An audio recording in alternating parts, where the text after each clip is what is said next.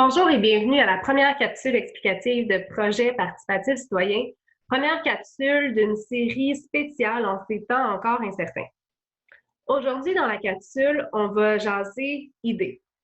Depuis le lancement de l'État de solidarité lancé le 14 avril dernier, certains d'entre vous avaient appris à vous connaître à travers la page Facebook de votre milieu de vie et en partageant ce que vous aimiez de votre milieu de vie. Pour certains, c'était un commerce local, pour d'autres, c'était une ruelle ou un parc. Puis, on vous demandait également d'illustrer ce que représentait votre milieu de vie. Puis, pour certains, ça a été de faire allusion à un endroit créatif, à un village, à un endroit qui donne des ailes. Bref, il y a toutes sortes d'idées qui sont sorties de ça. Et on a bien vu qu'à travers l'État de solidarité, vos milieux de vie sont effervescents, sont vivants, mais qui sont surtout vraiment inspirants. Maintenant, pour la prochaine étape, l'étape idée, ça se passera en ligne, comme vous pouvez vous en douter, un peu comme l'étape solidarité, mais sous une forme différente. Dans cette étape-là, qui va durer 2 semaines, donc du 28 avril au 10 mai inclusivement, ça va être le temps de lancer toutes vos idées. Donc, c'est l'étape qui consiste en un partage collectif des idées que les participants de votre milieu de vie désirent voir se déployer au courant de l'année 2020. Évidemment, vous êtes invité à proposer des idées de projets adaptées à la situation actuelle parce qu'on le sait, les conséquences vont être grandes. Donc, pourquoi pas profiter de projets participatifs citoyens pour les atténuer. Cela dit, vous pouvez sortir de cette situation actuelle et aller au-delà de cette dernière, puis ne pas vous buter finalement aux obstacles de distanciation physique dans vos idées. Donc, mettez-vous pas de limites. C'est un remue-ménage collectif, donc laissez-vous aller, toutes les idées sont bonnes. Maintenant, comment ça marche, ça, l'étape idée?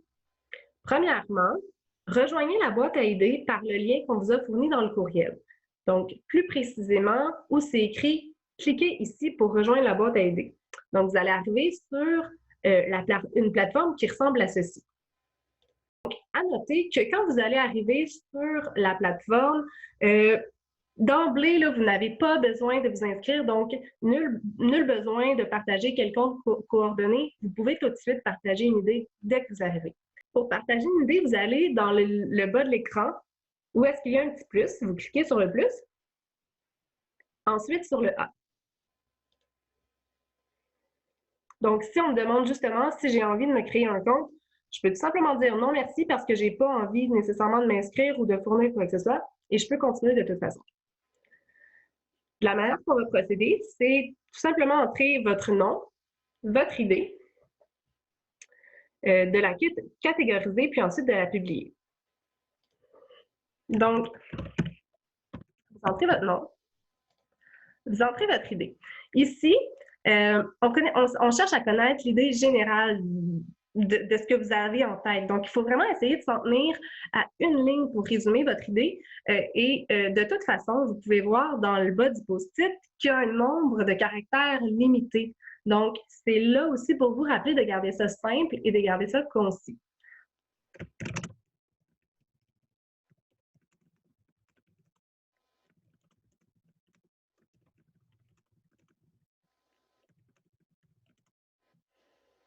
Alors voilà, je partage mon idée, je la catégorise maintenant.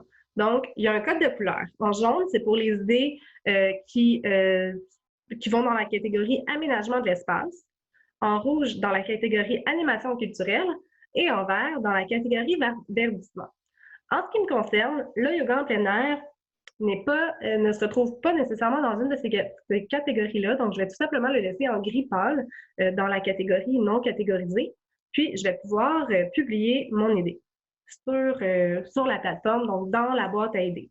Donc, vous pouvez voir que mon nom apparaît, la date à laquelle j'ai laissé mon idée également.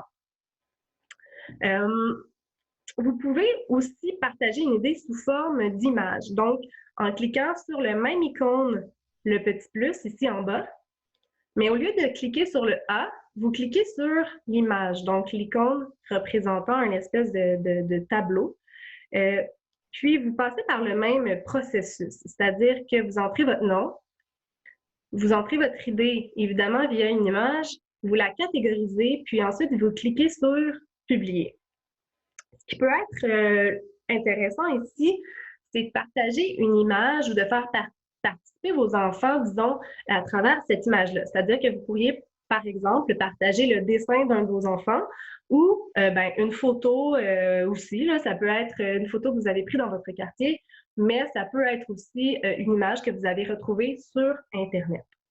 Donc, disons que je me prête à l'exercice et que moi, en ce qui me concerne, j'ai beaucoup aimé les prestations qui ont été données dans Rosemont avec les instruments de musique là, des géants à la hauteur. Les géants se déplaçaient à la hauteur des balcons des aînés puis jouaient de la musique. Donc, je peux tout simplement peut-être partager cette image-là. Alors, ici, sur mon post-it, je peux la catégoriser maintenant animation culturelle, puis je peux la publier. Ce qui est intéressant ici, je peux proposer cette idée-là parce que j'ai bien aimé cette activité-là, puis je veux exactement proposer la même idée, mais admettons que je veux bonifier ou détailler un peu mon idée, je peux cliquer sur la bulle de discussion juste ici et ajouter des détails. Donc, disons que je ne veux pas nécessairement retrouver ce même genre d'activité, je pourrais tout simplement dire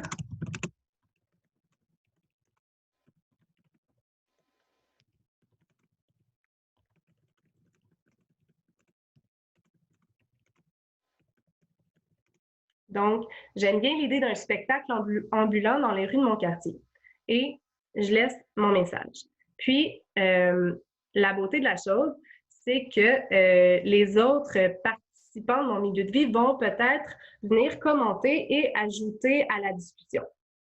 Une chose à faire avant de partager votre idée serait de vous assurer qu'elle n'existe pas déjà dans la boîte à idées. Donc, vous pouvez faire ça en choisissant un ou deux mots-clés qui définissent bien votre idée et de les inscrire dans la barre de recherche en haut à droite où c'est écrit « Trouver une idée ici ». Donc, en cliquant dans la barre de recherche, disons que j'ai envie de proposer un jardin et que j'ai envie de voir si l'idée existe déjà dans la boîte à idées, je peux tout simplement écrire jardin et je vais tout de suite me rendre compte qu'il n'y a aucune idée qui est affichée, qu'il n'y a aucune idée qui a été proposée en ce sens-là, donc que je peux moi-même la proposer. Et de cette façon-là, on évite les doublons. Donc, si quelqu'un veut proposer du yoga, il va bien vite se rendre compte que l'idée existe déjà. Par contre, pour éviter les doublons, effectivement, on peut éviter de proposer cette même activité-là, mais on peut aller commenter et alimenter peut-être pour essayer de s'arrimer, puis avoir des idées qui peuvent se recouper. Ce qui est important de garder en tête ici, c'est que la boîte à outils va vous servir à la prochaine phase de l'étape idée. La prochaine phase, qui sera en fait de regrouper les idées similaires, soit par rapport à leur thème ou à leur lieu. Donc, en regroupant les idées qui se ressemblent, on va pouvoir en proposer un projet éventuellement. Donc, alors, quand vous survolez les idées dans la boîte à idées, gardez en tête cette intention de regrouper les idées qui se ressemblent pour en faire un seul et unique projet. Dans le fond, dans la prochaine phase, il faudra arriver à passer de, bon, je lance ça comme ça, disons, 100 idées qui, une fois certaines d'entre elles regroupées, finiraient en, disons, une dizaine de projets. Donc, cette prochaine phase-là va se dérouler du 4 au 10 mai prochain et va consister pour vous à remplir une fiche. Donc, d'ici au 4 mai, voyez au potentiel d'idées à grouper dans la boîte à idées et commencez à élaborer dans vos têtes une ébauche de projet que vous pourrez soumettre dans la fiche idée qu'on va vous envoyer la semaine prochaine. Les fiches que vous nous aurez soumises vont ensuite passer à l'analyse, disons, par l'arrondissement pour qu'ils puissent les commenter, les bonifier au besoin et aussi valider qu'elles respectent bien les critères de projet. Quoi qu'il en soit, par rapport à la fiche idée dont je viens de parler, je vous explique le reste des détails dans une prochaine capsule la semaine prochaine qu'on vous enverra certainement avec la fiche idée. Je récapitule donc. Pour l'étape idée, premièrement, partagez vos idées dans la boîte à idées de votre milieu de vie en vous assurant qu'elles n'existent pas déjà.